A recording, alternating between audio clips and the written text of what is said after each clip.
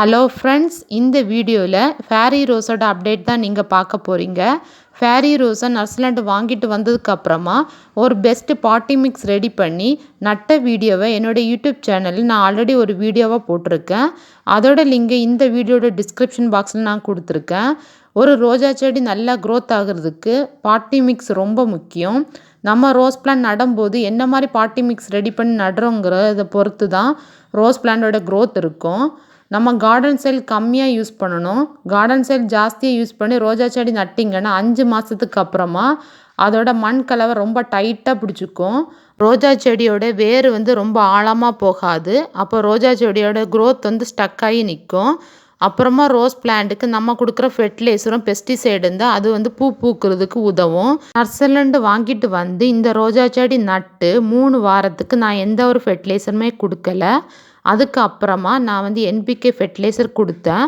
ஆனாலும் new growth எதுவுமே வரலை. அப்போ செக் பண்ணி பார்த்தா தான் தெரிஞ்சிச்சு, நிறையவே ரோஸ் சக்கரை இருந்துச்சு. அது நல்லா க்ரோத் ஆகிட்டு இருந்துச்சு. அப்புறமா அந்த ரோஸ் சக்கரை எல்லாத்தையுமே ரிமூவ் பண்ணி விட்டேன். அதுக்கப்புறமா நியூ பிரான்ச்சஸ் எல்லாம் ஜாஸ்தியாக வந்துச்சு. பியூட்டிஃபுல்லான பட்ஸ் எல்லாம் வந்துச்சு. எந்த ஒரு இன்செக்டும் அட்டாக் ஆகாமல் வந்துச்சு. அதோட வீடியோ லாஸ்ட்டில் கொடுத்துருக்கேன். நர்சரிலேருந்து வாங்கிட்டு வந்த ஒரு ரோஜா செடி ரீபாட் பண்ணதுக்கு அப்புறம் 3 வாரம் ஆகும் அதுக்கு புதுசாக வேர் வருதுக்கு. வேர் வந்த பிறகு எந்த ஃபெர்டிலைசர் கொடுத்தாலும் அது நல்லா ஃபாஸ்ட்டாக க்ரோத் இருக்கும்.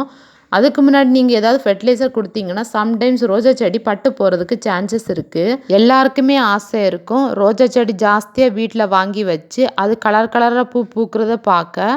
ஆனால் நர்சரிலேருந்து வாங்கி வைக்கிற ரோஜா செடி 5 மாதம் வரைக்கும் தான் கண்டினியூஸாக பூ பூத்துட்டே இருக்குது.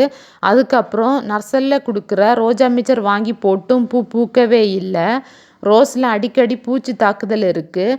ரோஸோடைய முட்டு கருகி போகுது. ரோஸோடைய வேர் அழுகி போகுது. ரோஸோடைய வேரில் பூச்சி தாக்குதல் இருக்குது. இந்த மாதிரி எல்லா ப்ராப்ளத்துக்கும் ஆல்ரெடி என்னோடய யூடியூப் சேனலில் நான் தனித்தனியாக வீடியோ போட்டிருக்கேன்.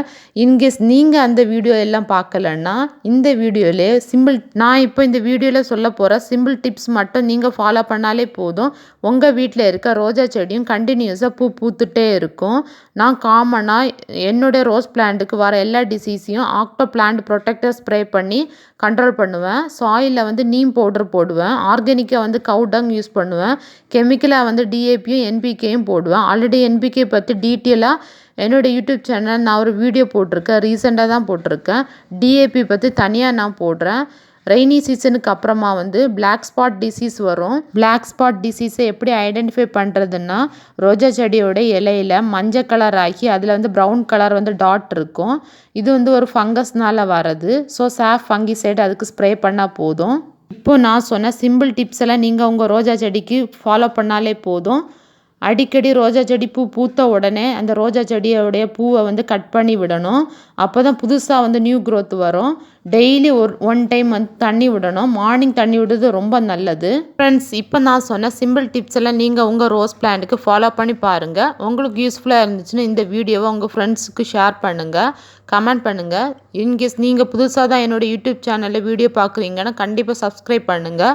சப்ஸ்கிரைப் பண்ணி எனக்கு சப்போர்ட் பண்ணுங்கள். வீடியோ லாஸ்ட் வரைக்கும் பாருங்கள் ஃப்ரெண்ட்ஸ். இந்த வீடியோவில் ஃபேரி ரோஸில் சென்டரில் ஒரு ஸ்டிக்கு நாட்டி அதை சுற்றிலும் ஃபேரி ரோஸில் நியூ க்ரோத்தை கட்டி வச்சுருக்கேன். எதுக்காகன்னா ஃபேரி ரோஸோட ஸ்டெம் ரொம்ப தின்னாக இருக்கும். ஸோ இந்த மாதிரி பூ பூத்து நிற்கும் போது அதோட வெயிட் தாங்க முடியாமல் கீழே உடஞ்சி விழுறதுக்கு சான்சஸ் இருக்குது. ஸோ ஃபஸ்ட்டில் பூ பூத்து தீரது வரைக்கும் இந்த மாதிரி ஒரு ஸ்டிக்கு சென்டரில் வச்சு அதை சுற்றிலும் இதே மாதிரி கட்டி வைங்க. பட்ஸ் வரும்போதே அந்த மாதிரி கட்டி விட்டிங்கன்னா ரொம்ப யூஸ்ஃபுல்லாக இருக்கும். அதுக்கப்புறம் அந்த பூ பூத்த உடனே அது பூவெல்லாம் கட் பண்ணதுக்கப்புறம் அந்த ஸ்டிக்கை ரிமூவ் பண்ணுங்கள். அடுத்ததாக என்னோடய யூடியூப் சேனலில் ஆர்கானிக் ஃபெர்டிலைசர் கொடுத்து நம்ம எப்படி ரோஜா செடிக்கு கண்டினியூஸாக பூ பூக்க வைக்கிறதுன்னு ஒரு வீடியோ போடுறேன்.